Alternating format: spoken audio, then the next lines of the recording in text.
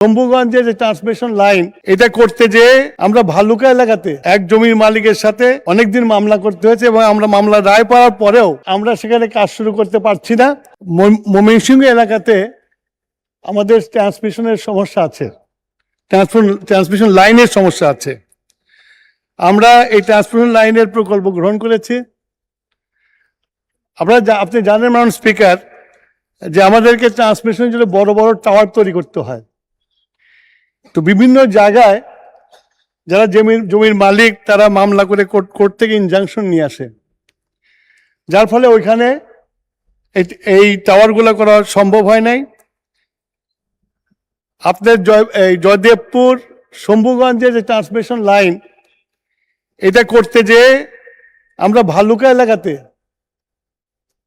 এক জমির মালিকের সাথে অনেকদিন মামলা করতে হয়েছে এবং আমরা মামলা রায় পাওয়ার পরেও আমরা সেখানে কাজ শুরু করতে পারছি না।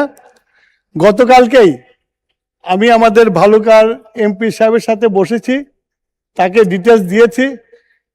আশা করি এমপি সাহেবের সহযোগিতায় আমরা আবার কাজ শুরু করতে পারবো। এই লাইনটি উন্নত হলে ময়মনসিংহ এলাকায় যে বিদ্যুতের যে সমস্যাগুলো হয় সেটা অনেকখানি কমে আসবে। মাননীয় স্পিকার, আপনাকে ধন্যবাদ।